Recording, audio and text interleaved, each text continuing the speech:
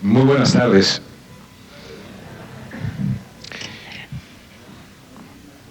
No sé muy bien cómo empezar, porque, digamos, hay pocas cosas tan importantes en la vida de alguien que, como yo, lleva 35 años como profesor, que saber que lo que uno hace es una contribución pequeña, pero franca y la mejor posible, en favor de la justicia y en favor de un país en que se respete la ciudadanía laboral, en que se respete el valor de la universidad pública y en el que no se acepte que el único camino para el país es profundizar su desigualdad. En general, estamos mal acostumbrados en el país a pensar que el profesor de la universidad es una persona que tiene que estar en su cubículo escribiendo cosas que solo entienden 7 para que lo citen y con eso obtener reconocimientos. En el transcurso de estos 3 años he tenido oportunidad de estar en ocasiones como esta. Este es muy importante para mí porque, y sabiendo que están aquí muchos profesores y muchos estudiantes que van a ser profesores y profesoras, quiero empezar diciendo que habrá una verdadera reforma educativa cuando México comprenda que los intelectuales más importantes de cualquier nación son los profesores y profesoras de la educación básica. De manera inversa a como nos han enseñado, de que los intelectuales más importantes son los señores con grandes distinciones y premios y corcholatas en su pecho, las personas que dedican su vida a que aprendamos a leer y escribir, a construir las estructuras cognitivas con las cuales podemos entender al mundo y preguntar, criticarlo, son en efecto los que generan las condiciones del talento nacional. Y por eso es tan oprobioso que esta reforma esté basada en la estigmatización del magisterio nacional. Yo quiero entonces empezar solo diciendo antes que lo que yo voy a aportar es lo que puedo desde mi posición como sociólogo y estudioso de estos temas, pero quiero iniciar dando las gracias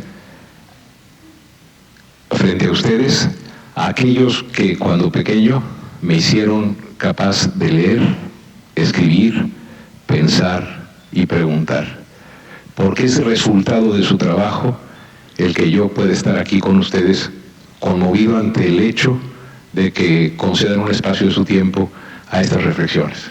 Entonces, de veras, gracias. Y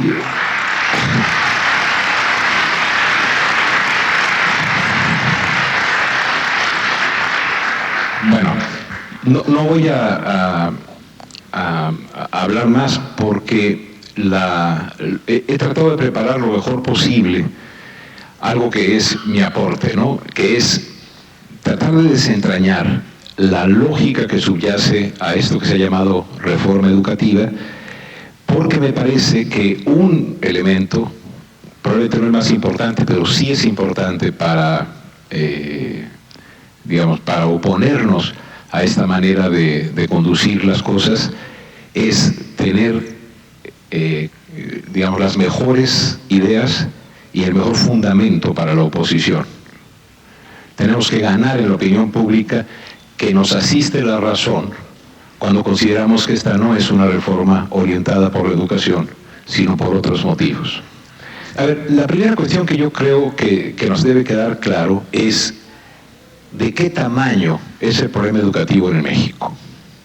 Porque si nosotros tenemos claro que sí es necesaria una transformación de fondo del sistema educativo, no vamos a tener la legitimidad para criticar la que supuestamente lo trata de corregir.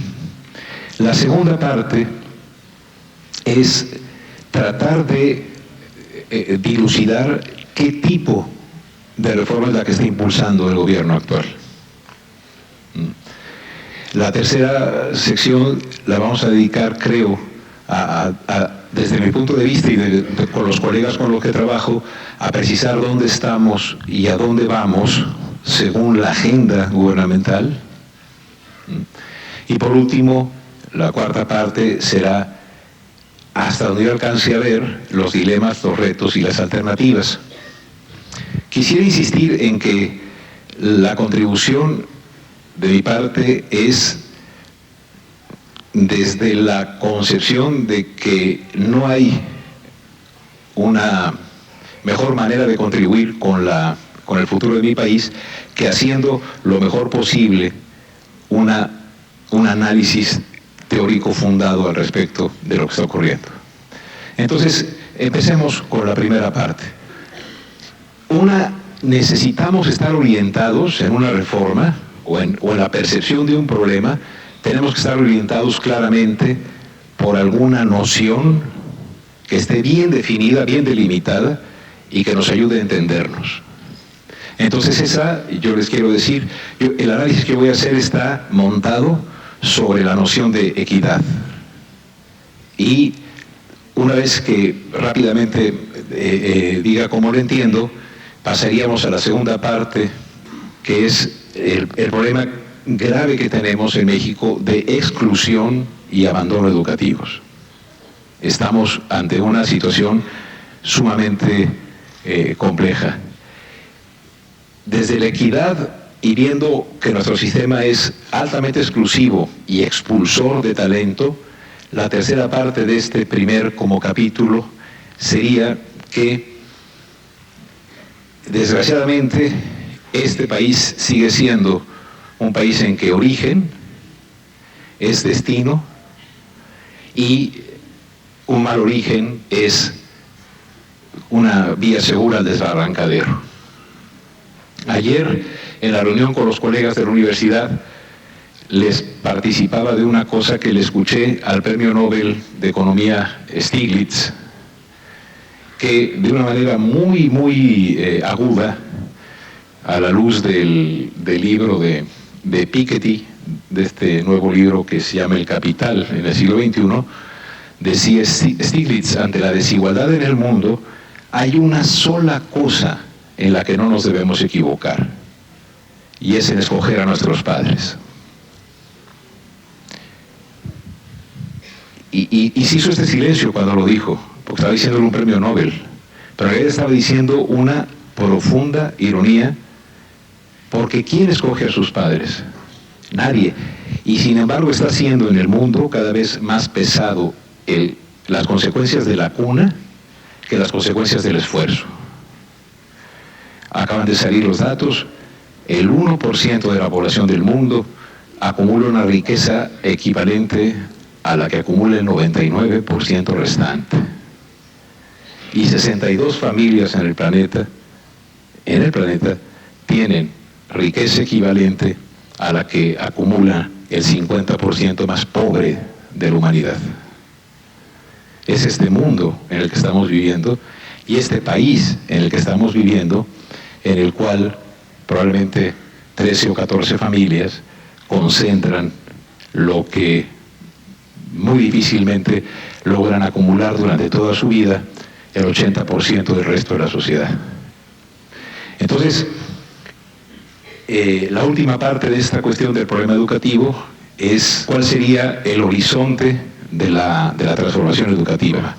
Entonces, esas cuatro cosas van a ser lo que integra la primera parte. Y me interesa muchísimo llevar este orden, porque en la medida en que yo como profesor, que eso es lo que soy, sea claro, se puede suscitar un diálogo en el que seguramente ustedes van a enriquecer muchísimo estos pequeños brochazos sobre el problema, ¿no? Entonces, vamos al primero, si me hace favor, y es cómo entender a la equidad. Hay un colega que se llama Carlos Rafael Rodríguez que dice que un sistema educativo es equitativo, es decir, está orientado por la equidad cuando cumple dos condiciones, no más dos, y son muy claras. La primera, cuando el acceso a la educación obligatoria y de buena calidad está asegurado para todos. Es decir, una condición necesaria, aunque no suficiente, para que haya equidad educativa, es que no haya barreras al acceso, que todos los ciudadanos y ciudadanas del país, en la edad en la que está marcado por la ley, puedan ejercer el derecho a la educación. Y ojo, no el acceso a un pupitre, no el acceso a un tejabán, no el acceso a las listas de un profesor o profesora, sino el acceso al conocimiento. No es lo mismo. Sí, no es lo mismo escolarizar que educar, ¿no? Y a veces los gobiernos lo confunden. Entonces, hay equidad cuando todos tienen acceso, pero además la segunda que propone Carlos, cuando producto del hecho educativo no hay relación entre el origen social y el destino o el avance en el aprendizaje. Las sociedades modernas, las sociedades posteriores al feudalismo y las sociedades que aspiran a estar guiadas por la equidad, proponen que origen no sea destino, sino que a través, sobre todo de la educación, podamos tener movilidad intergeneracional. Yo no sé ustedes, yo nací en el 55 y recuerdo a mi papá que hace 20 años murió, que me decía, su frase era así, él era cubano y era un poquito dramático, ¿no? Y decía, Manolo, yo no les puedo dejar a ustedes nada de herencia, solo puedo darles educación para que sean alguien en la vida. Y ese impulso a la educación ha constituido al país. Y en ese impulso a la educación ha estado como un actor central el magisterio. Les digo que era medio dramero porque me decía, y entonces yo cambio salud por dinero para que vayan a la escuela. ¿Cómo sacas ese 7 en química? ¿No? Y bueno, pues yo nunca le entendía las covalencias, ¿no? Pero lo que quiero decirles es, el impulso hacia la educación tenía dos razones, ¿no? Entonces, así entendida la equidad como hilo conductor, acceso irrestricto y a buena calidad con reducción de la relación entre origen y destino, con esos elementos, con ese lente, vamos a ver rápidamente cómo. Veamos cómo está la exclusión educativa en el país, ¿no? El rezago escolar que registra el censo de 2010 es el siguiente. Entre 15 y 64 años había 73 millones de mexicanos. Se toman los 15 porque es la edad en la que típicamente deberíamos determinar la educación básica hasta el momento obligatoria. Después ya será a partir de los 18 con el bachillerato obligatorio. Pero de esa población, de esos 74 millones, tenemos un primer segmento que sería el de los analfabetas. Es decir, tenemos en pobreza extrema educativa a casi 5 millones y medio de mexicanos. O sea, quiero que recuerden, el censo registra como analfabeta a toda aquella persona que responda no a la siguiente pregunta: ¿sabe usted leer o escribir un recado? Si dice no, es analfabeta. No estamos, la pregunta censal no está buscando qué tanto se lee, sino simplemente si se alcanza a descifrar un recado. La respuesta de 5 millones y medio de nosotros ha sido que no. 10 millones, controlando la edad que tenían para saber si esa era la educación máxima posible, obligatoria, no culminaron la primaria, y lo que sigue son 16.4 millones no terminaron la secundaria. Es decir, el rezago educativo en México significa que casi 32 millones de personas mayores de 15 años y menores de 64 no tuvieron acceso a la educación obligatoria en su momento. Podemos clasificarlos como pobres extremos, carencia, etcétera, pero esos 32 millones de personas que no pudieron acudir a la escuela significan el 43% de ese grupo de edad. Y nos marcan el nivel de exclusión que tiene el sistema. Ojo, es el sistema social el que excluye de la posibilidad educativa a estas personas, pero como parte del sistema social hay un sistema educativo que también, por vía de la inequidad general en la distribución del ingreso, está expulsando a esa cantidad de personas, ¿no? Cuando un país tiene a cerca de la mitad de sus mayores de 15 años y menos de 64 sin la educación básica obligatoria, ese país tiene un problema central. Y es, la pregunta radical es si va a tener futuro, si va a ser factible adelante en un mundo en el cual está siendo cada vez más importante el conocimiento. Rápidamente, la cuestión del abandono. Estamos en la primera dimensión de la desigualdad y es cómo está el acceso. Pero, como verán ustedes, el acceso puede ocurrir y después ocurre lo que llamamos el abandono. Y yo les pediría que nunca más usen el término deserción, porque llamar desertor al que es abandonado o abandona la escuela es sugerir que él es un cobarde que no siguió, porque desertor es el término militar para el soldado que por cobardía se aleja del frente, e incluso el régimen militar o las leyes militares autorizan a darle un tiro por la espalda por cobarde. Si nosotros a los que abandonan o son abandonados por la escuela además los llamamos desertores y les echamos la culpa, estamos cometiendo una barbaridad. Entonces, el abandono escolar en el país es grave porque, sigamos por favor, cuando se hizo este cálculo, y lo hizo el Instituto Nacional de Evaluación de la Educación, hay 1 millón de personas que cada ciclo escolar, sea de 185 o de 200 días, según la gran transformación educativa en curso, 1 millón de personas dejan la escuela, de preescolar al posgrado. Y probablemente esto ya lo habrán visto, cuando a uno le dicen que es 1 millón, uno sabe si son muchos o no. Si los ponemos en salones, es decir, si dividimos ese millón en salones, por favor, de 30 alumnos, imagínense, por favor, que el día primero, cuando empiece el curso, hay 33,000 salones llenos. Y al final del ciclo, esos 33,000 salones están llenos de polvo y vacíos.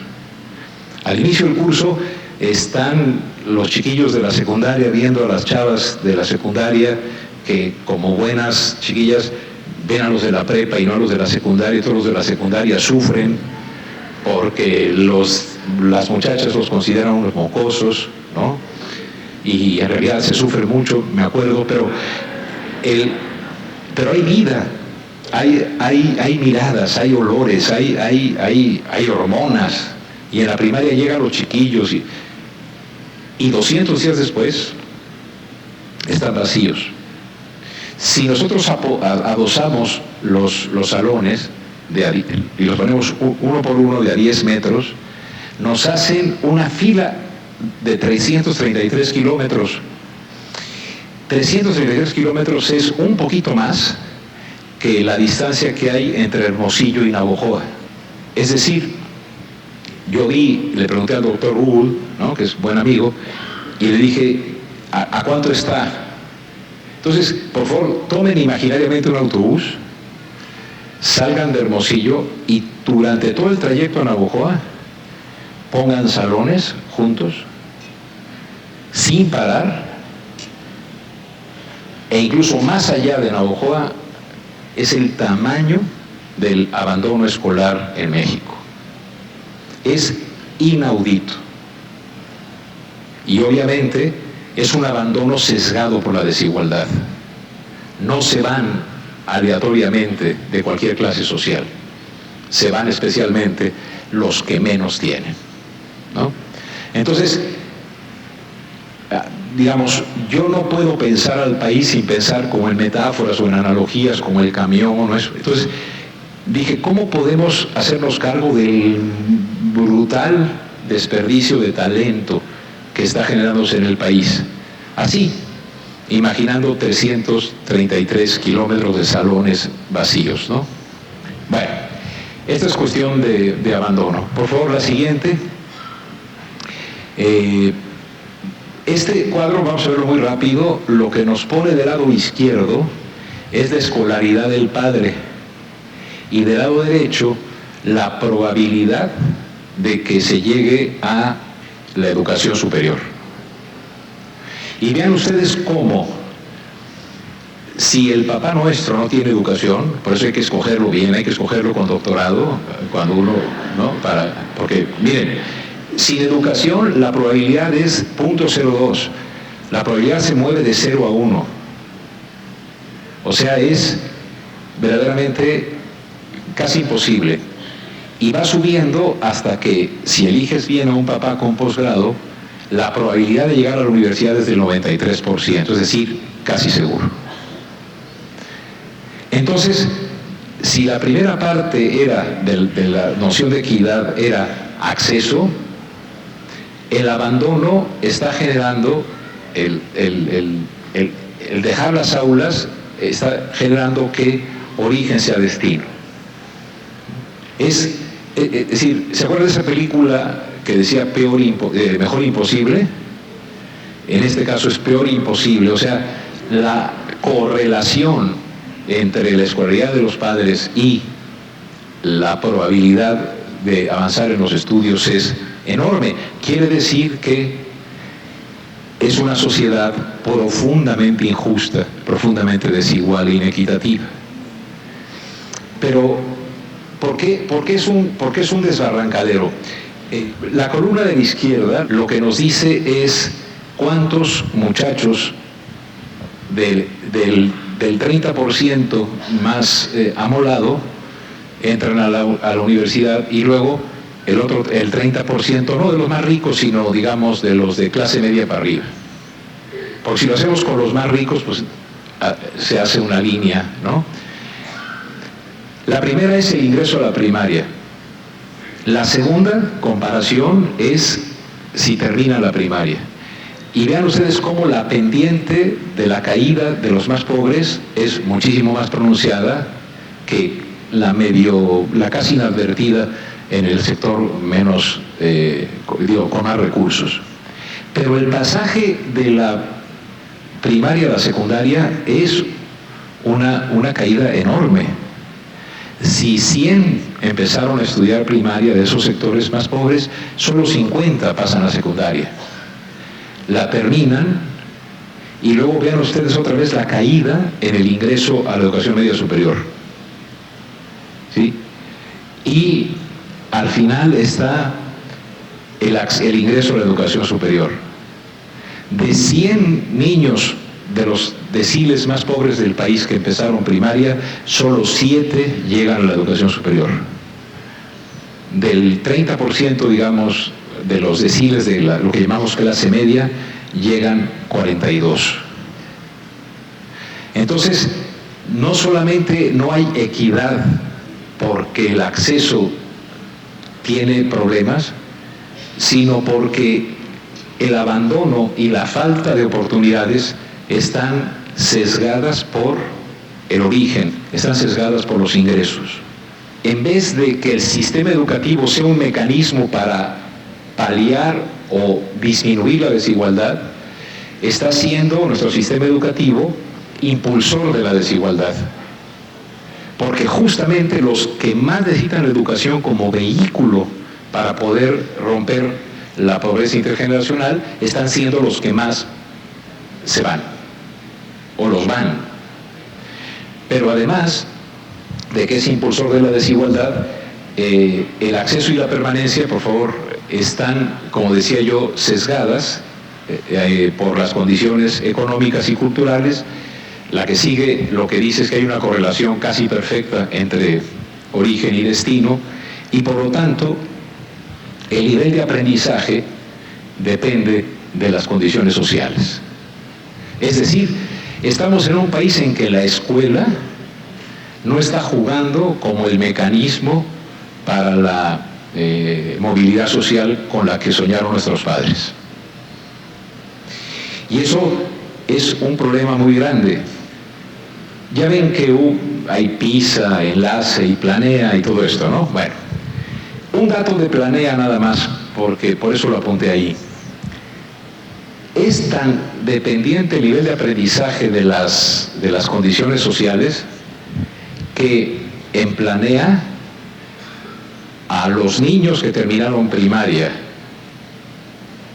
en general, el examen, con todas las dificultades que tiene y sus deficiencias muy graves, dice que el 60%, 6 de cada 10, al terminar primaria, tienen dificultades para leer y escribir, para comprender un texto sencillo. Y uno puede decir, bueno, sí, el sistema está mal, sí, pero está sesgado, porque en esa misma condición, en las escuelas particulares, son el 10%, no el 60%. Y en las escuelas indígenas es el 80%, no el 60%. Es decir, 8 de cada 10 niños o niñas que van a las escuelas indígenas no tienen las condiciones de aprendizaje que tiene el 90% de los que van a las escuelas privadas.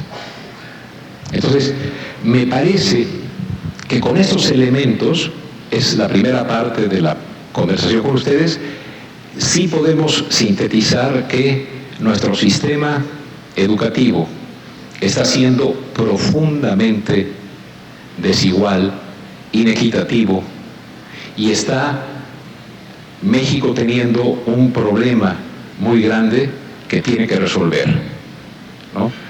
Está siendo sumamente pesada la condición de origen en la condición de destino. Ahora, la segunda parte es qué tipo de reforma está impulsando este gobierno. Y voy a hablar de la grieta central que tienen los cimientos, pero permítanme antes, yo creo que no entendemos la reforma que se llama educativa si no ligamos a esta reforma educativa con la reforma laboral que se hizo cuando Calderón terminaba y Peña Nieto era el presidente electo. Esa reforma laboral tenía como objetivo para el sector privado abaratar el despido, es decir, reducir el costo, se dice técnicamente, reducir el costo de los contratos colectivos. En otras palabras, como dicen los que son especialistas en materia laboral, la reforma lo que tenía como objetivo era, la reforma laboral era hacer precario el trabajo. Terminar con lo poco que quedaba en el país de seguridad en el empleo. En el sector privado era abaratar el despido, poder hacer contratos de prueba, contratos temporales, ¿les suena? Bueno, en el sector público era terminar con la definitividad, terminar con las plantas de base, terminar con la estabilidad en el empleo, o dicho más en términos de análisis sociológico, terminar con lo que se llama ciudadanía laboral, es decir, tener seguro el trabajo. Si no entendemos eso, no vamos a poder entender que esta reforma mal llamada educativa es un indicador de un problema de conducción política en el país muchísimo más grave de lo que pensamos. Y es que en el momento en que se hace la reforma educativa, Casi todo el mundo se fijó en el artículo 3 o en la ley del INE o en la ley del servicio profesional docente. Pero probablemente en el futuro esta reforma se recordará porque se modificó una de las fracciones del artículo 73. Y el artículo 73 de la Constitución establece cuáles son las facultades exclusivas del Congreso. Y se añadió que son facultades exclusivas del Congreso establecer los términos de ingreso, promoción y permanencia del personal docente de la Escuela Pública Mexicana. Es decir, a nivel constitucional se ubicó al magisterio no en el apartado A, no en el apartado B, sino en un régimen especial. Es decir, el magisterio mexicano está concebido en una estructura de relaciones laborales que no contempla la Ley Federal del Trabajo y que desde la Constitución el resultado del Pacto por México fue, digamos, meterlos en un sistema de marginación laboral que es el del servicio profesional docente. Eso es muy importante que lo entendamos, porque eso es lo que hace que esta reforma tenga un gigantesco contenido laboral, esté orientada a una modificación laboral. Si en términos de la reforma grande, la reforma laboral, era abaratar el despido, yo tengo para mí que en el sector público esta reforma tiene como objetivo hacer precario el empleo para poder amenazar con el despido a todo aquel profesor o profesora que no se pliegue a los mandatos del poder. Ahí está una de las cuestiones más hondas, más ocultas y más importantes de esta llamada reforma. ¿Sí? Es una reforma que modifica la administración de la educación a través de la precarización del empleo magisterial, pero que opera a través de una enorme simplificación. ¿En qué consiste, a mi juicio, la gran simplificación?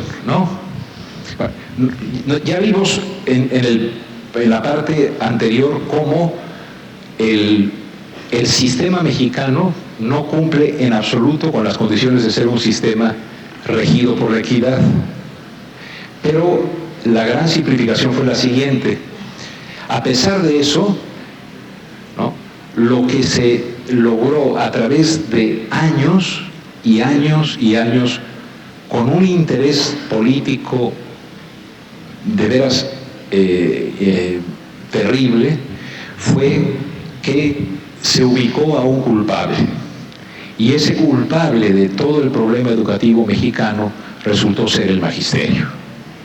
Entonces, la gran simplificación es que los problemas que tiene la educación en México derivan solo de una causa y por lo tanto solo tienen una solución. La causa es el magisterio y la solución es evaluarlo. Yo les digo a mis estudiantes que estudian sociología que cuando un profesor les diga que un problema social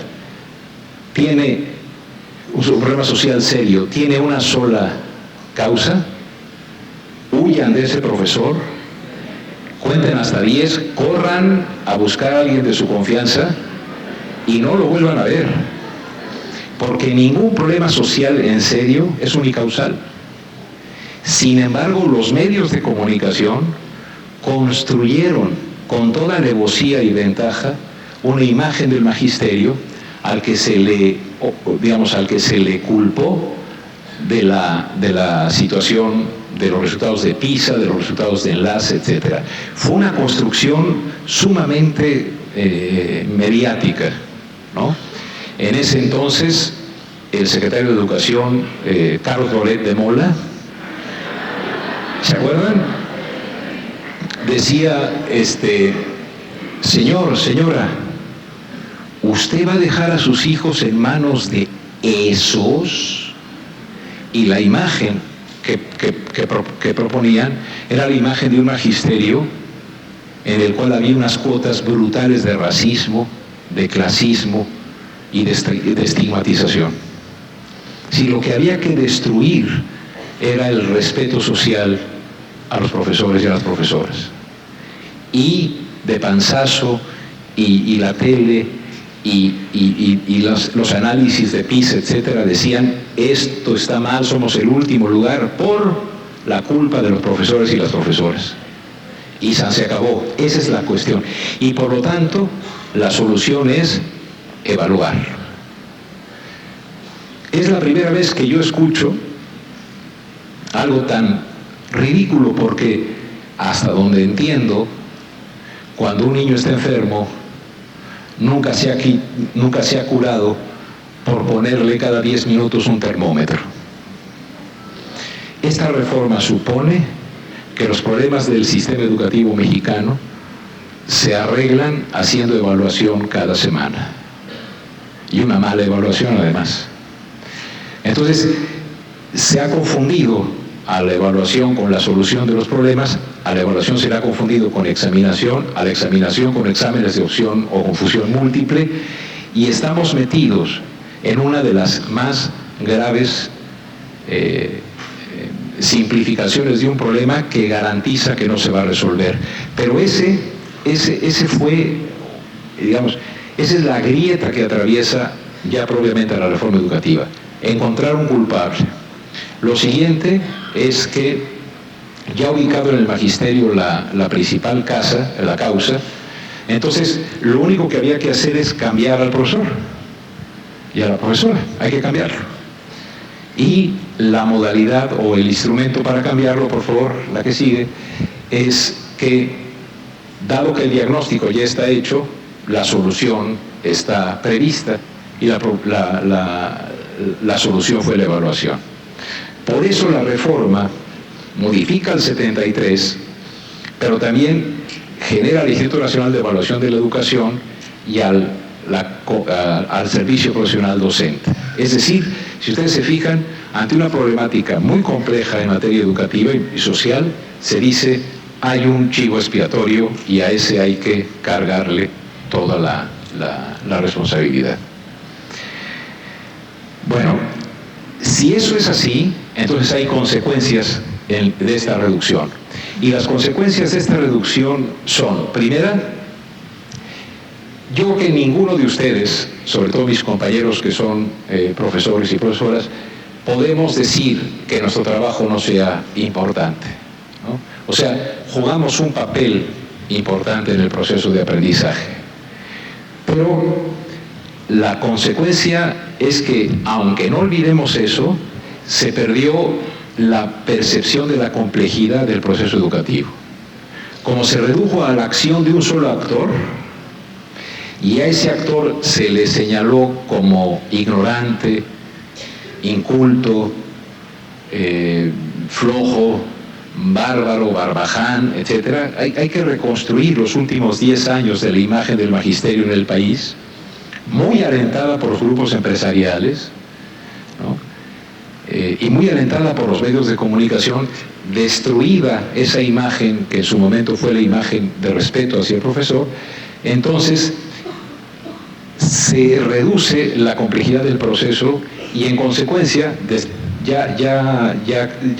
digamos, sin entender que el proceso educativo es resultante de muchísimos factores, lo que ocurrió es que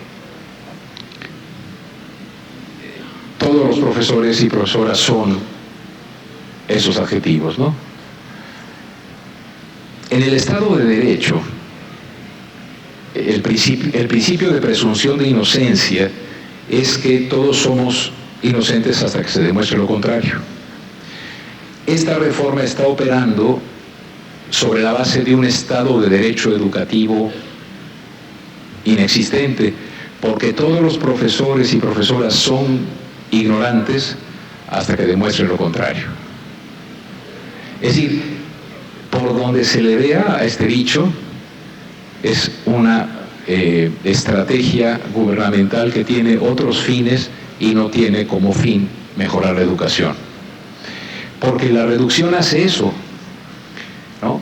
En la medida en que se puede ganar en la opinión pública que la responsabilidad de los resultados de PISA son de las profesoras y de los profesores del país, en ese momento la solución está clara y todo el mundo dice que se evalúen.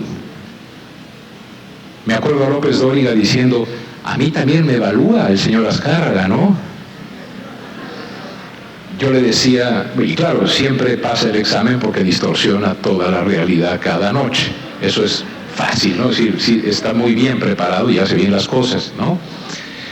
Hoy le decía a un muchacho en el radio, Juan Carlos, que hizo el favor de entrevistarme, y me decía, ¿cómo está eso de que la evaluación no está funcionando bien? Yo le pregunté, ¿cuántos años llevas de locutor o de conductor del programa? Pues en la radio lleva 19 años, Juan Carlos. Bueno, dije, ¿qué te parece si mañana unos señores que nunca han estado en una cabina radiofónica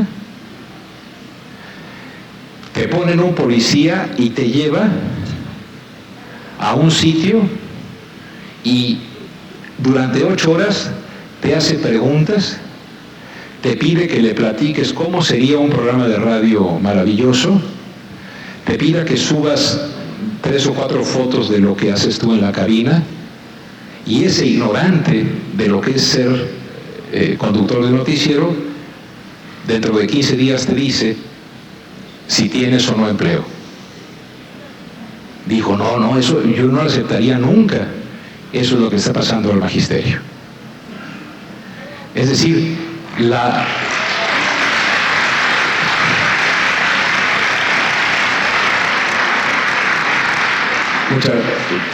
consecuencia, yo quiero, colegas, de veras decirles, en ciencias sociales, que es lo que yo sé, ¿no? Ni siquiera sé qué es lo que me apasiona, cuando se reduce un problema a un solo factor, y ese factor se trata de cambiar, es el mejor camino para que no cambien las cosas. ¿Por qué? Porque lo que está pasando es que todos ustedes han sido llamados por esta reforma a que, dado que todos son sospechosos de ignorancia, sospechosos de incapacidad, sospechosas de flojera, como decía una comentarista que adoran los empresarios, un día empezó una plática así como y dijo, eran puros empresarios, ¿no? No personas normales como nosotros, ¿no?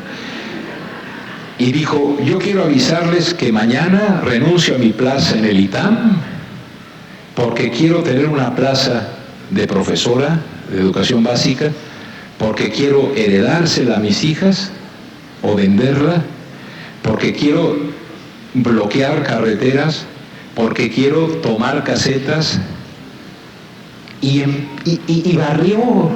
barrió de una manera brutal con la dignidad del magisterio. Y los empresarios hacían la ola, ¡wow!, ¿no? Y le aplaudían, así como hicieron ahorita que me aplaudieron, ¡bravo, profesora!, ¿no? Sí, échele, sí. Y la destrucción que hizo de la imagen del magisterio en esa ocasión fue así. Entonces, al final, ya ven que ahora, cuando terminan las conferencias, se hace fila como si fuera boda, ¿no? Y ahí van a decir, oiga, pues que me gustó o no me gustó lo que dijo.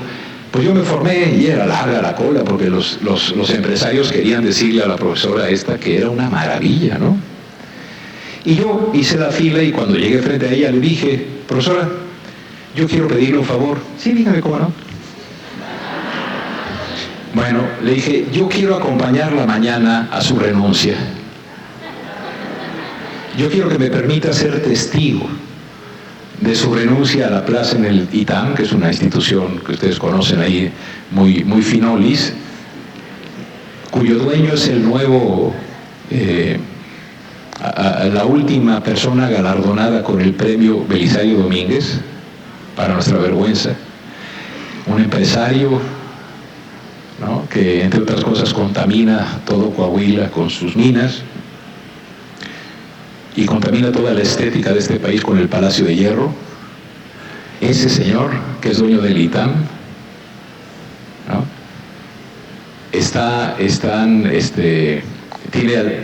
tiene al ITAM y ahí se gana un montón de lana. Entonces yo le dije, oiga, yo quiero estar mañana, ¿no? Y me dijo, ¿pero qué está diciendo? Pues sí, pues que me gustaría ver cómo renuncia, ¿no? Y le dije, y mire, yo fui profe del 76 al 81 en Chiapas, en Yajalón. Entonces, como a 45 minutos si está seco, o como a 2 horas si llovió, está la escuela de Chitaltic. Y si quiere, yo le consigo una plaza en Chitaltic. Y la hereda, la vende, bloquea las carreteras y es usted feliz, como dice que es lo que aspira, ¿no? Se pasó a enojar, pero se sulfuró.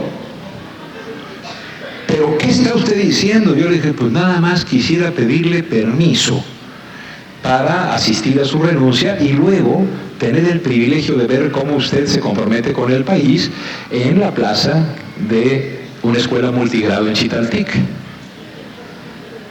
Digo, para que supiera lo que es el magisterio, no lo íbamos a mandar a la Benito Juárez, donde se tomó la foto Nuño para decir que la escuela estaba en el centro. No, pues esa está muy fina. No, Chitaltic tampoco es de las más amoladas. Entonces, se enojó mucho la señora. Mucho. Y estaban por ahí los colegas de Mexicanos Primero y se acercaron preocupados porque la señora gritaba y dijeron, ¿qué pasa? ¿No? Y entonces pues la señora, es que este señor dice que quiere que renuncie. Y le dije, no, muchacho, yo lo que quiero es ser testigo de la renuncia. Nada más. Y entonces seguía enojada la señora y dijeron, oye, pero ¿sabes quién es este señor? Y dije, no, yo no vengo aquí a presumir de ninguna sapiencia. Me llamo Manuel, soy ciudadano y quiero ser testigo de su renuncia, porque usted quiere ser parte de ese magisterio al que desprecia. Y me dijo, no, es que usted no entiende lo que es una metáfora. Y le dije, me canso que de metáforas le parto la cara, ¿no? O sea, me van a venir a decir metáforas a mí, ¿no? Probablemente no sepa mucho, pero metáforas sí me sé, ¿no? Y entonces le dije, yo nada más quiero decirle que lo que usted acaba de hacer es un acto criminal, porque de un plumazo a 1,5 millones de personas las describió como rateras o rateros, flojos, desobligados, que tienen un bien público que enajenan y que no hacen nada. Y quiero decirle que sin ese magisterio al que usted desprecia, México, su democracia y sus posibilidades de cambio no serían posibles. Es usted una persona mala, ¿no?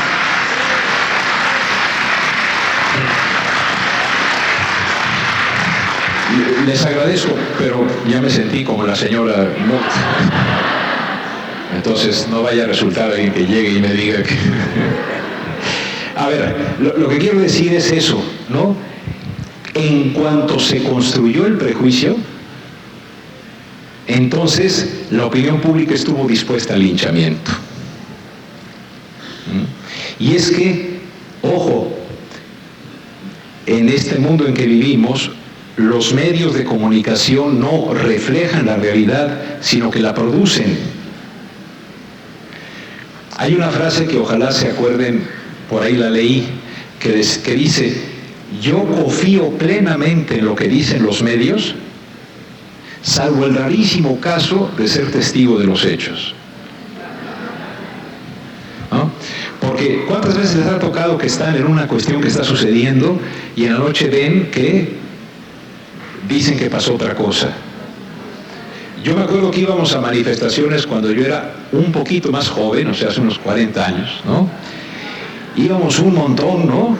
Por la caída de Allende, a favor del Frente para el Mundo Martí o de los sandinistas, lo que ustedes quieran. íbamos y yo veía Reforma y pues éramos un montón, ¿no? Y salía Saludowski.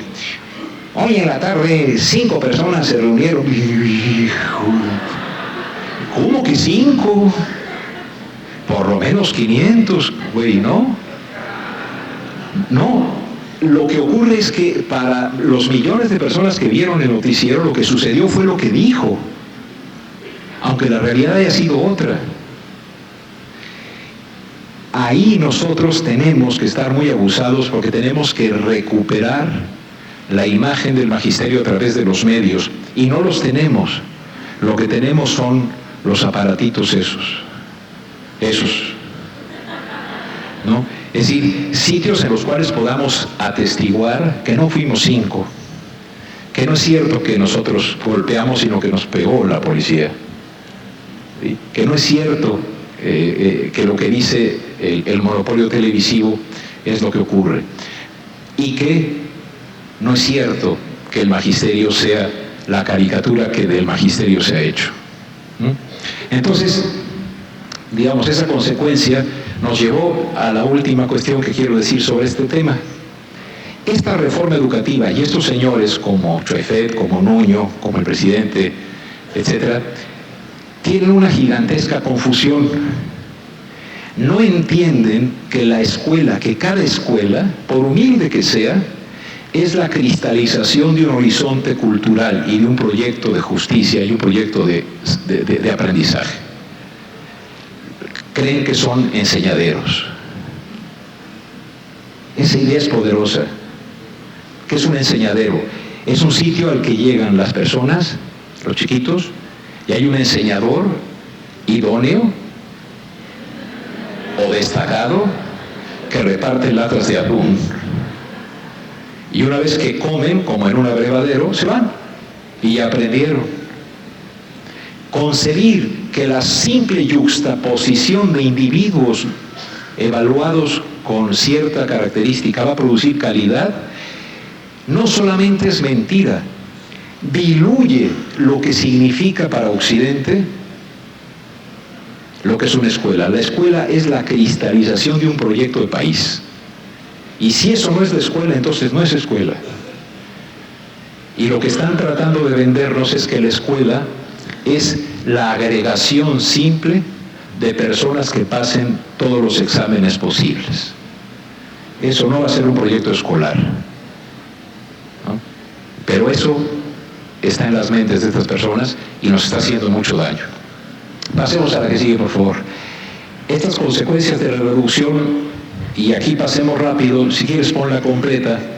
Se acaba de morir un colega que se llama Se llamó Anthony Garris, o se llama Anthony Garris porque sigue vivo para todos los que fuimos sus discípulos. Fíjense qué padre.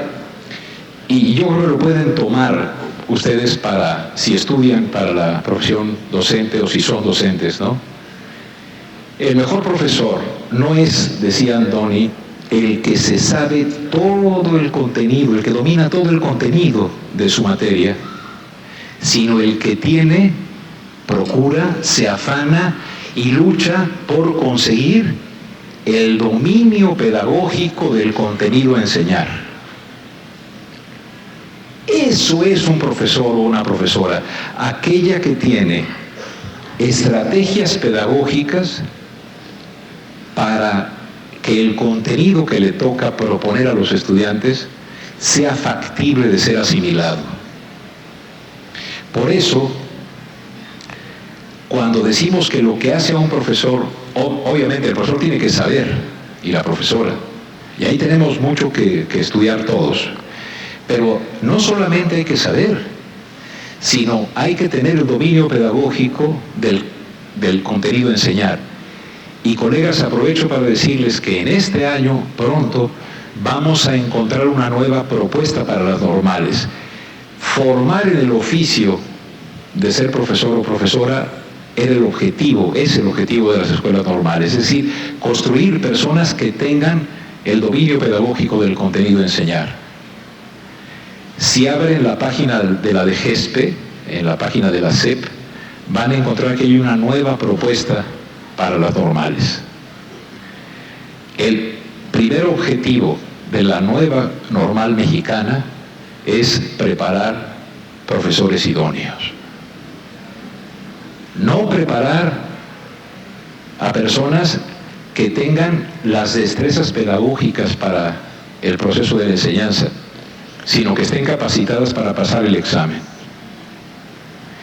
Y si la escuela se disuelve cuando la concebimos como simple yuxtaposición de personas, las normales se van a desplomar, con lo que eso significa de pérdida para el país, si en vez de ser renovadas, hay que ser autocríticos, hay que hacer mucho trabajo ahí, en vez de ser los sitios donde se aprende a ser cómplices en el aprendizaje de otro, a través del contenido pedagógico, si eso se cae, entonces las normales van a ser escuelas preparatorias para el examen del INE. Así como durante mucho tiempo, por presiones económicas, el currículum nacional se convirtió en el esfuerzo para que los chiquitos pasaran enlace. Y así como en el mundo, el currículum mundial es PISA. Y los sistemas educativos están orientados a sacar mejores notas en PISA. Entonces, ese vínculo para el aprendizaje es el que ellos no tienen, son muy incultos en cuanto a la materia educativa. Y por lo tanto, no saben que, la siguiente por favor, lo que importa es aprender.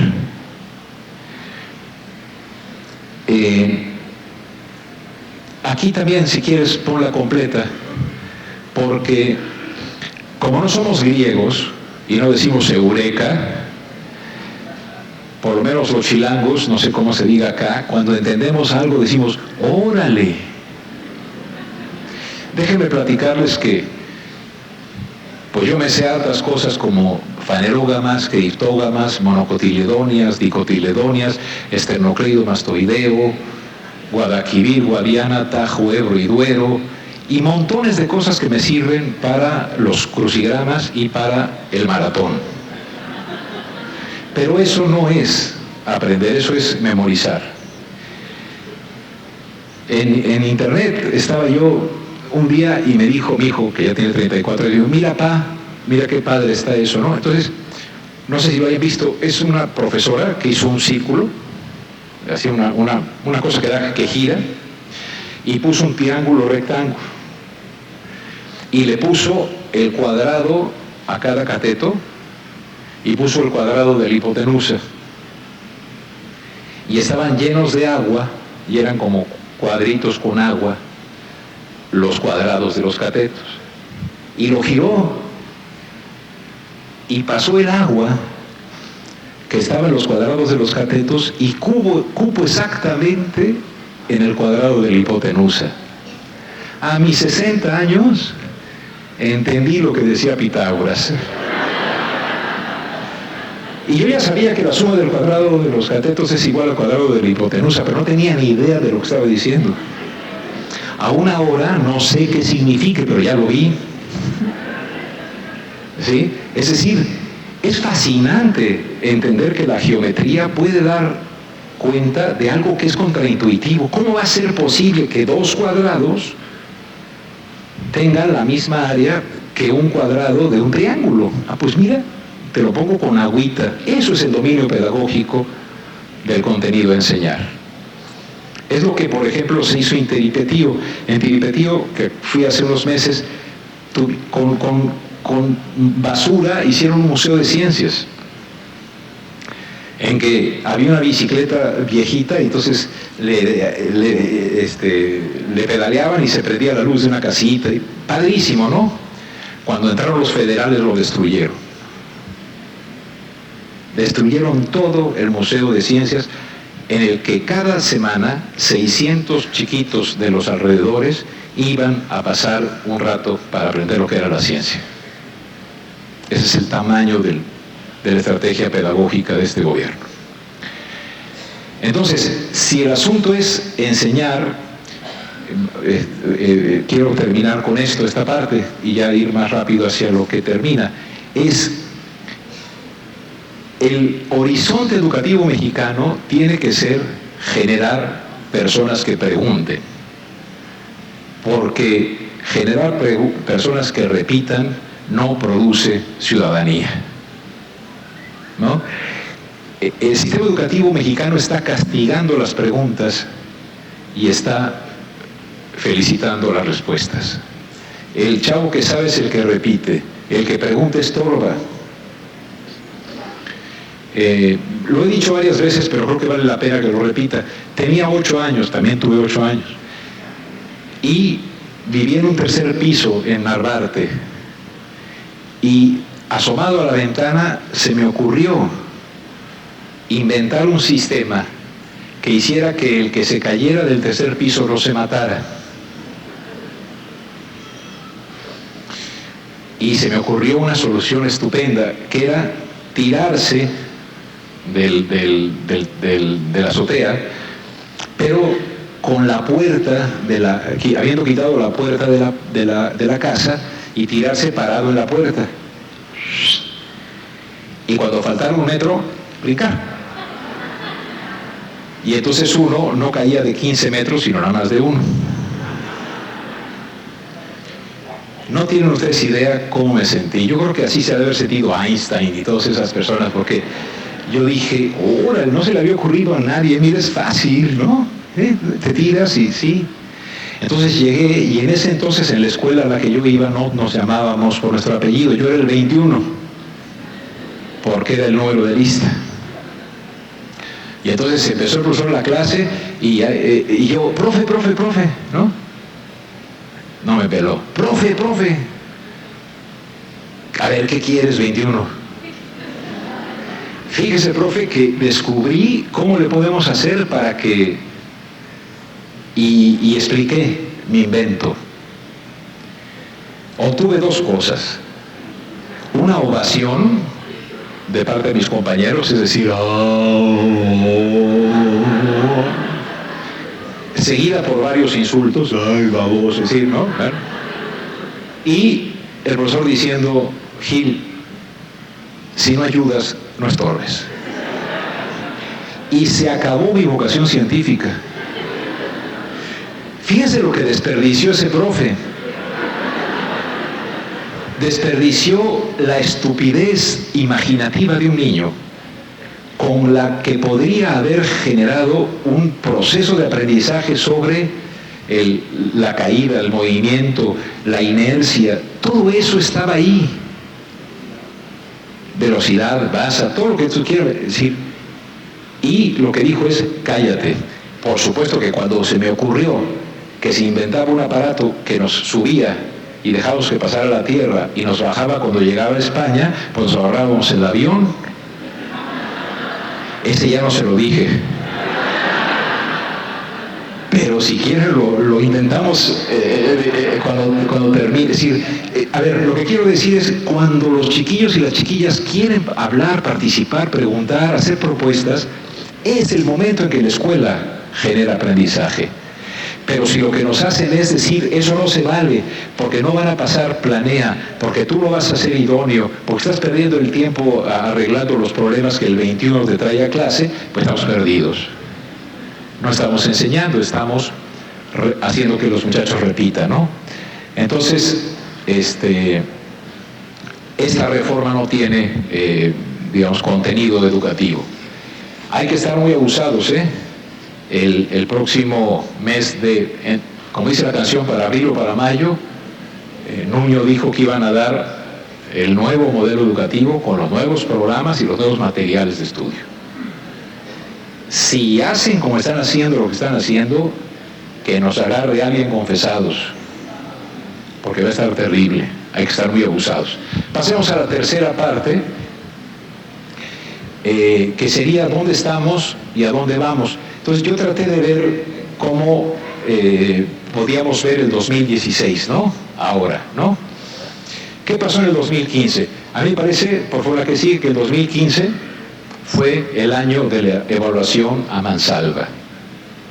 O sea, todos tenemos las imágenes de los profesores hacinados en esas grandes galeras frente a una computadora, otros diciendo, no entren compañeros, esto es una trampa, la policía gente acarreada desde las noches. Todos vimos cómo se impuso por amenaza o se impuso en ocasiones por la fuerza este sistema de evaluación. Y no consiguieron los números que querían. Por eso hicieron las prórrogas, ¿se acuerdan? Y después, bueno, no te toca, pero ven y haz de cuenta que te tocó para ver cómo te va. El chiste del 2015 fue no evaluar. La palabra que califica al 2015 educativo mexicano no es evaluar, es sojuzgar. El objetivo del año pasado fue someter al magisterio a la evaluación so pena de perder el trabajo. Y en consecuencia, eso que se logró en cierta medida en estados más que en otros, etcétera, es lo que marcó al año pasado. Y ahora en el 2016 lo que tenemos es la siguiente agenda. Este 25 de enero Nuño dijo que ya tenemos nueva escuela. Luego dice que en la primera quincena de febrero va a decir cómo se van a organizar las escuelas al 100. Luego en la segunda quincena de febrero avisó que se van a dar a conocer los resultados del examen de permanencia y el nuevo plan de normales. Pero por si fuera poco, entre abril por ahí van a decir el nuevo modelo educativo. Además dice que en mayo va a haber planes contra la inequidad y que en mayo también van a mejorar la relación de la educación con el mercado laboral, y también en junio va a ser una reforma administrativa de la SEP. Y en julio, calma, señores, que estamos eligiendo. O sea, llegó el PRI, volvieron y saben que en ese mes no hay que hacer olas. Entonces, nosotros como parte de los que estamos enfrentando esta embestida, ¿no?, y desde el punto de vista del análisis de lo que viene, no perdamos de cuenta esa agenda, ¿no? Por favor, avancemos. ¿Qué pasó con la evaluación? Entonces, aquí van a hacer preguntas. La primera, esta pregunta es crucial. ¿Es idónea la evaluación para los idóneos? ¿Qué es lo que sabemos? En noviembre del año pasado, en el Congreso Mexicano de Investigación Educativa, en Chihuahua, los consejeros del INE dijeron públicamente, y está grabado, que la evaluación no fue piloteada, que la evaluación que se aplicó, ni siquiera en su lógica, aceptando sin conceder que sea oportuna, ni siquiera cumplió con sus requisitos técnicos.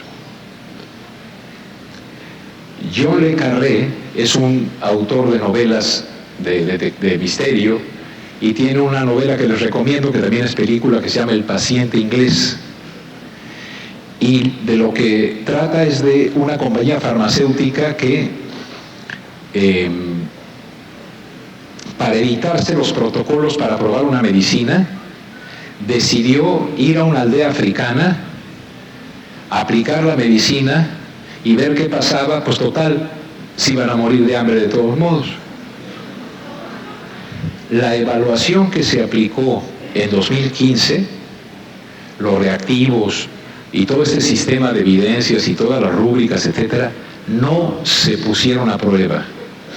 Por lo tanto, la evaluación de 2015 no tiene confiabilidad ni validez, y lo dijo el INE. Está grabado, lo pueden ustedes ver. Y cuando se preguntó allí a los consejeros, oigan, ¿y por qué no consultaron al magisterio que les pudiera decir qué es un buen profesor, una buena profesora? La presidenta, la maestra Silvia Schmelkes, lo que dijo es: nosotros queríamos preguntar en todos los consejos técnicos escolares, pero no nos lo permitieron. Y el grito del público fue: ¿y la autonomía? Si si el INE es autónomo, ¿cómo que no le permitió a la CEP ir a los consejos? Entonces, no, una parte central de la crítica a lo que viene es poner en cuestión la idoneidad de la evaluación. Desde el punto de vista de lo que yo conozco y he estudiado, la evaluación no es idónea. Y si no es idónea, si la evaluación no está bien hecha, los efectos que de ella se deriven, la clasificación en insatisfactorios, satisfactorios, buenos y destacados, va a ser una calamidad. Porque no tiene asidero. En principio, porque no se puede en 8 horas valorar el trabajo de 15 años. Y por otro lado, porque ni siquiera en esa reducida manera de evaluar se cumplieron los requisitos técnicos que se necesitan. Y eso se ha dicho en público. Y yo no me voy a cansar de decirlo. Están faltando a la ética al aplicar esa evaluación y de ella sacar resultados, ¿no? También en 2015, la siguiente pregunta sería esa. Y yo creo que no se puede valorar 15, 20 años de trabajo con un examen de 8 horas. La siguiente es, cuando le preguntamos al INE en Chihuahua, oigan, pero ¿por qué aceptaron? Dijeron, es que así dice la ley. Y dijimos, oye, pero si la ley te obliga a hacer algo mal, pues hay que cambiar la ley. Y dijeron, no, hay que cumplir la ley. Ahí hay una cuestión muy importante que reclamar, y es la inconsistencia del instituto para garantizar, en su caso, una evaluación que tenga certidumbre de que va a poder distinguir lo que debería de ser el horizonte de una evaluación, qué tenemos que mejorar. Eso no está ahí, ¿no? También en 2015 tenemos como pregunta, realmente a través de las evidencias, olvídense de que no se dejaban subir, que fallaba el sistema, la plataforma, etcétera. De veras, con evidencias, opción múltiple y planeación argumentada, ¿se va a poder medir el desempeño? No. La que sigue es, se vale que, como dijo Eduardo Backhoff en un artículo en Universal, dijo, ¿saben qué? Pues no pudimos probarlo, pero ahora que veamos los resultados vamos a ver si está bien la prueba, ¿no? O sea, se vale que a 135,000 personas se les haya maltratado como se les maltrató y se les diga, oiga, usted perdone, pero estamos aprendiendo, estamos aprendiendo, ¿no? O sea, son conejillos de indias estas personas que fueron llevadas a rastras a la evaluación, la mayoría de ellas. La que sigue es esa cosa terrible, ¿no? ¿Se acuerdan de Regil? De atínele al precio. Un auto, ¿no? Se reía como yo, así como boca africana, ¿no? ¡Ah, un auto! Bueno, no es verdaderamente indigno que esté Nuño, el dirigente del ISSSTE, y el secretario general del CENTE, anunciando que a los que se dejen evaluar y salgan destacados se les va a dar un préstamo preferencial para la vivienda. Es tan aberrante que un día yo escribí, oigan, ustedes acusaron a la 22 de que otorgaba prestaciones por asistir a marchas, etcétera, ¿no? Pues ustedes están haciendo lo mismo. Una prestación que es general, la están usando para preferenciar a unas personas. No les gustó. Pero es verdad. Es decir, están mandando un mensaje a las escuelas que va a ser demoledor. En la escuela va a haber profesores destacados, buenos, insatisfactorios. ¿qué va a decir el padre de familia? Oiga, no, a mí, póngame con un destacado a mi hijo, ¿eh? O sea, van a romperle la cara a la confianza social en la escuela. Pero además van a dividir a la comunidad escolar.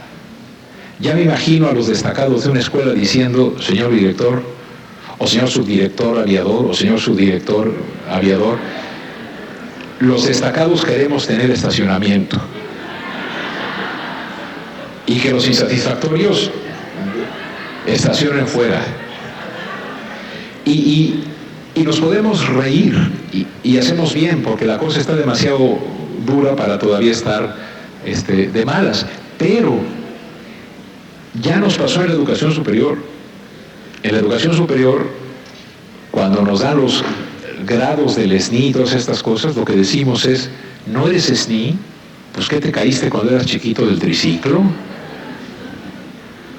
No tienes las 17 becas, ¿no? Es decir, esas transferencias monetarias condicionadas que están dando están siendo muy perversas, ¿no? Y bueno, creo que en el 2015 también se va a estratificar, pásala por favor, se están estratificando los colegas, y a mí me parece que una cosa que vamos a ver en la segunda quincena de febrero son los resultados. Imaginen ustedes que los resultados son que solo el 1% es insatisfactorio y todos los demás son satisfactorios. Para aflojar la presión social. Padrísimo, le vamos a decir, entonces los profesores no eran el problema de la catástrofe educativa, ¿no? Pero lo que van a tener es un lío con la derecha que se les va a echar encima diciendo que la evaluación fue muy facilona porque realmente los profesores son una bola de gandules. Pero si el 60% resulta insatisfactorio, entonces van a tener un problema en la calle. Están metidos en un problema. Y están metidos en un problema en el que no debemos dejar que salgan. Porque si salen, estamos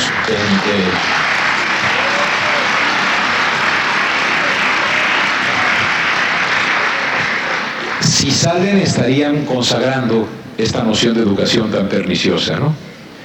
Bueno, en 2016, y ya voy a acabar, en 2016, por favor, parece que es el año fundamental, no para la educación, sino para Nuño, yo supongo, ¿no?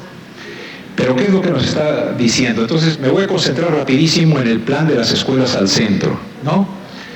A ver, la primera propuesta de él es que es muy paradójico que se diga que va a hacer la escuela, poner la escuela al centro, pero se hace desde el centro de la República, de la capital de la República. O sea, desde el escritorio se dice, la escuela va a ser el centro, ¿no? Y la frase que puse abajo, por favor, es que, digamos, se van a repartir los muchos millones al 100, es decir, la que sigue va a haber los resultados de la evaluación, va a haber un plan de normales que parece que no van a ser normales, van a empezar otra vez los nuevos contenidos, se va a hacer un plan entre Sedesol y CEP, no sé si por los votos o por la equidad, en fin, esa es la agenda de Nuño. Ahora, veamos la que sigue, por favor, que es, ¿qué onda con la escuela al centro? La primera idea es, hay que liberar al director, y entonces ocurre algo que es verdaderamente para récord Guinness. Lo que propone la SEP es que hay que desburocratizar burocratizando. Es decir, vamos a liberar al director de tanto trámite que tiene que hacer para que pueda ser el conductor de la escuela. Ok. Y para ello vamos a poner un subdirector de gestión y un subdirector académico. No, a ver, la escuela mexicana, no sé si ustedes estén de acuerdo conmigo, está repleta de trámites estúpidos. Y se llenan formatos, A ver, ¿por qué en lugar de hacer que haya más burocracia su director académico y de gestión, no se eliminan los trámites que no tienen sentido? Eso sería desburocratizar. Más bien sería desformalizar, desformatear a la escuela para que haya más tiempo para el aprendizaje. No va a suceder. Y lo que se hace es decir que se desburocratiza burocratizando. Lo que se propone es una nueva organización de la escuela, ¿no? Pero cuidado, los supervisores, los subdirectores y los ATPs van a hacer reingeniería con los aviadores. Lo dijo muy expresamente.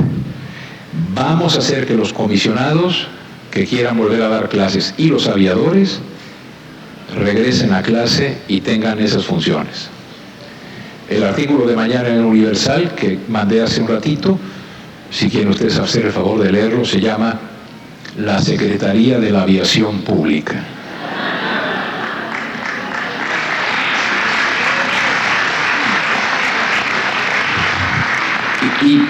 ¿Y cuál es el sentido de la crítica? El sentido de la crítica es que un aviador es una persona que cobró sin trabajar, pero ese señor es un estafador, pero tuvo un cómplice, o sea, la pista, el avión y la torre de control se la dio la SEP.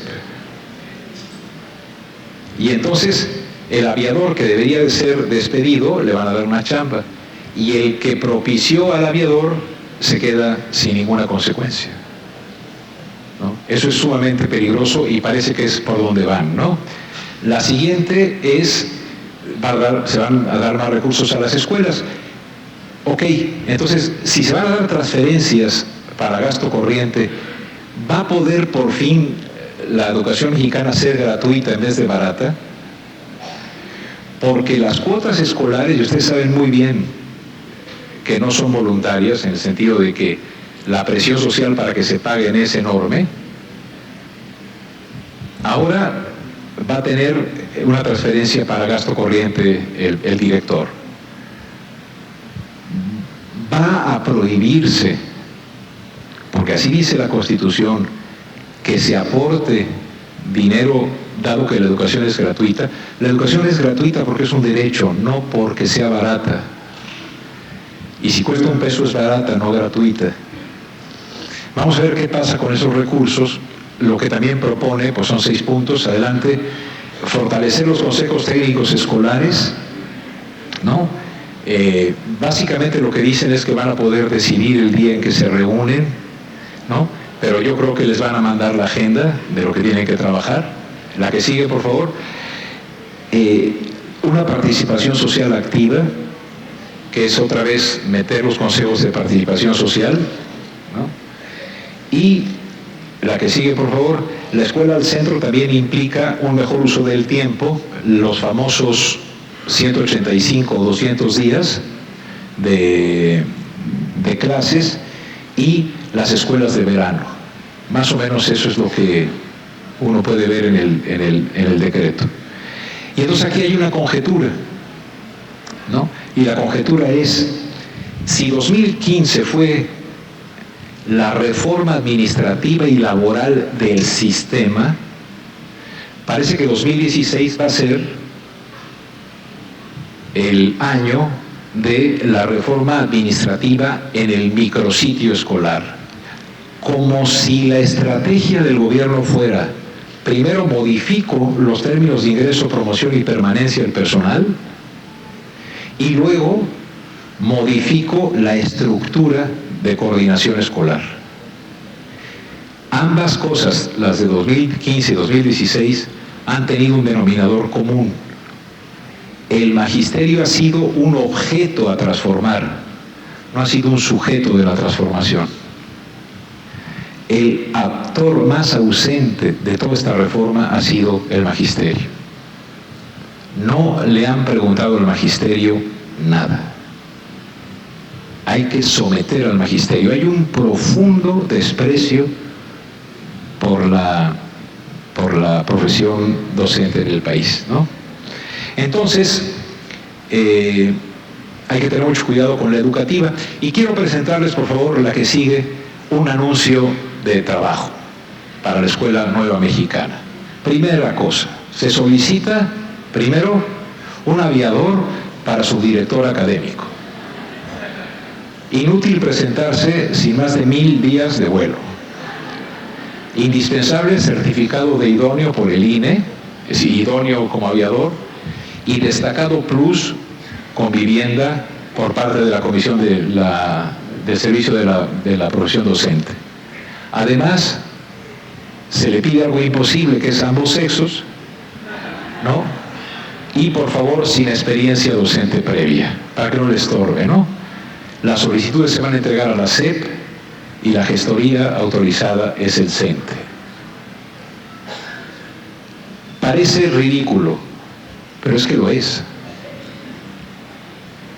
Es decir, cuando dice Nuño en la escuela Benito Juárez, es que vamos a hacer que los aviadores se pongan a trabajar en los puestos de su...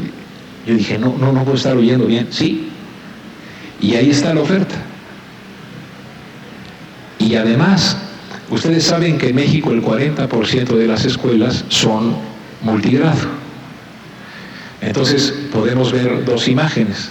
Ahí en esa escuela chapaneca, o en la que sigue, ese profesor, que obviamente no es idóneo, va a tener un director y un subdirector y un subdirector y no conocen al sistema, ignoran totalmente al país, no tienen polvo en los zapatos.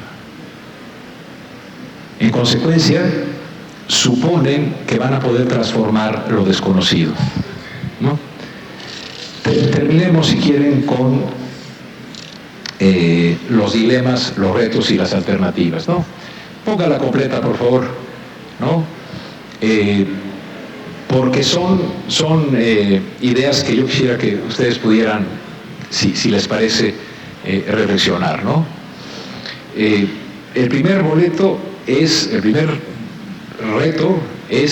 que las evaluaciones de alto impacto, digamos, dañan a los proyectos educativos.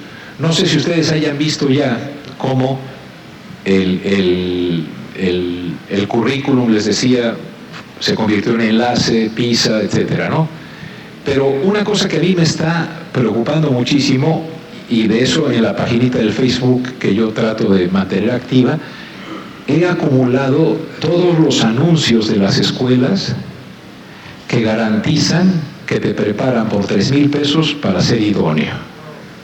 O sea, ya abrieron el mercado de lo que en México se llamaron los pre-verificentros. Cuando se tenía que verificar el coche para que circulara, se hicieron los verificentros. Y había unos tallercitos que se llamaban pre-verificentros. Y decían, de que pasa, pasa. Si no pasa, le devolvemos su dinero. Entonces tú ibas a ese tallercito, tu coche echaba mucho humo, contaminaba mucho, le ponían ahí un arreglito que duraba media hora, corrías al verificentro, pasabas y ya regresabas, te quitaban la cosa esa para que funcionara bien el coche.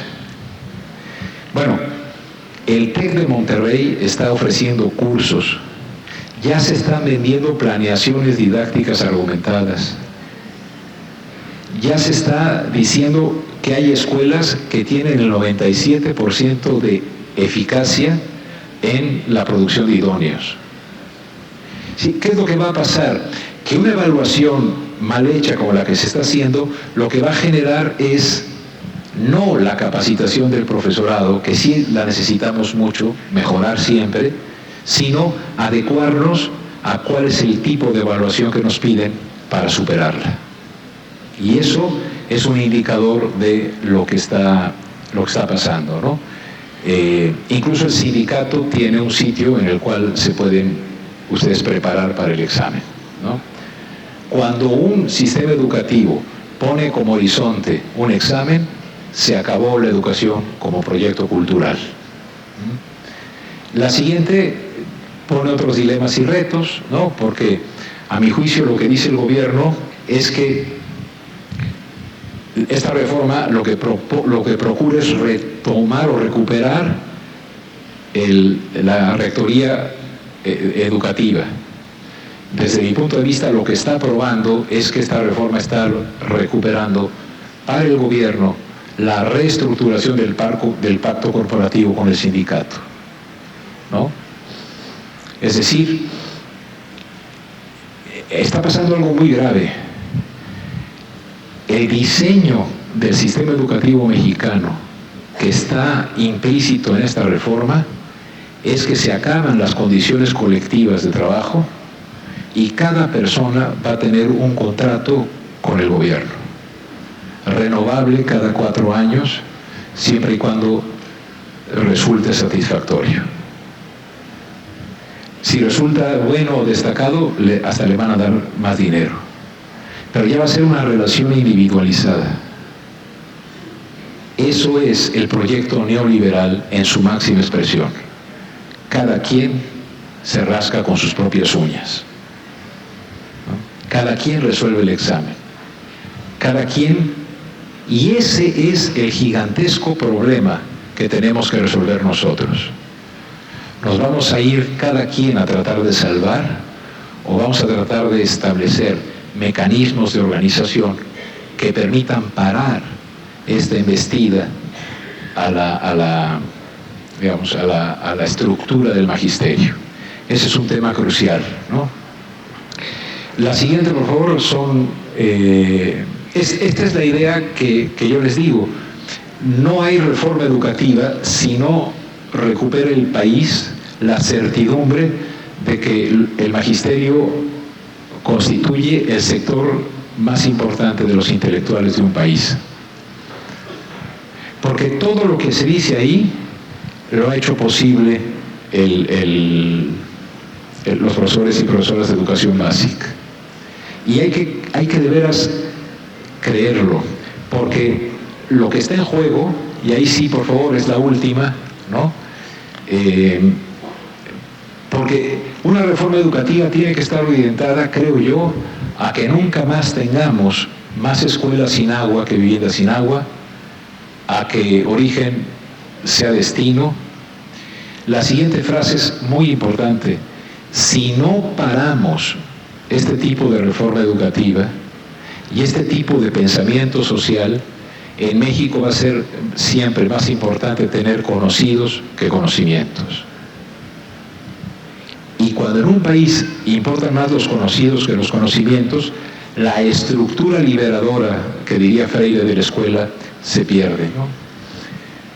Me parece que una reforma educativa que no tenga como horizonte ético que no nos vuelva a pasar, que nos hagan falta los 43 muchachos, que los echamos de menos, ¿no?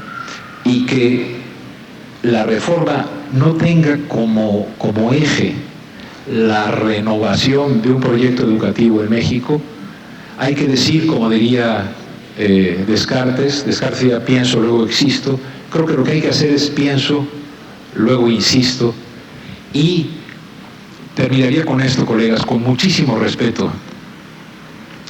Lo que se está jugando en esta reforma es en la parcela más orgánica que tenía el país en términos de su estructura laboral, su disolución. Es muy importante que, así como ellos consideran y construyeron la idea de que el magisterio es una bola de alborotadores y desgraciados malos y flojos, también tenemos que hacernos cargo nosotros autocríticamente de que sí tenemos mucho que mejorar. No se vale hacer lo inverso que ellos hicieron. Ellos estigmatizaron al magisterio, nosotros no lo podemos santificar. Lo que hay que reivindicar es que el magisterio tiene que ser una voz indispensable en la reforma. Y hasta la fecha, esta reforma educativa se caracteriza por la gran ausencia y el estruendoso silencio de los profesores y las profesoras de México. Yo hasta aquí entiendo y les propongo estas ideas como instrumentos en el análisis de lo que está sucediendo, pero también como una manera de mostrar que hasta donde me sea posible, y así también Alberto Arnaud y otros muchos, estamos, y cuenten con nosotros, como desde nuestro sitio, tratando de entender, probablemente con muchas fallas, pero con mucha franqueza, en que esta reforma que están haciendo está orientada no por la producción de un mejor sistema educativo mexicano, sino por una palabra crucial para el poder: control, amenaza, sujetar, sumisión. Y creo que nuestra misión es contraria a la sumisión y tenemos que ser sujetos en vez de objetos. Muchas gracias, pero sobre todo muchas gracias porque la inteligencia del magisterio tiene que ser por lo menos equivalente a su capacidad de resistencia. Hay que ganar la imagen de un magisterio que es autoexigente y que puede decir evaluación sí, pero no así. Evaluación para aprender, por supuesto. En otras palabras, es el momento en que el magisterio puede hacerse cargo de su propia profesión. Porque si hay algo espantoso, es decir, te voy a profesionalizar. Es una contradicción en los términos. Decir te voy a profesionalizar es exactamente desprofesionalizar. Porque una profesión es algo que regulan los que de ellos saben. Y eso no ha pasado. Entonces, el panorama que veo hasta este momento es ese. Los retos que vienen no son sencillos. Y si hay una cosa que yo quisiera aclarar: no tengo ninguna capacidad para decir qué es lo que hay que hacer en términos políticos. ¿Por qué? Porque eso es un asunto de organización, es un asunto de las organizaciones de los profesores. A mí lo que me toca contribuir es con la mejor de las posibilidades de análisis que tengo. En todo esto que está escrito, en todo esto que han tenido ustedes la paciencia de escuchar, está sin duda el trabajo de muchos otros colegas a los que quiero representar. Muchas gracias.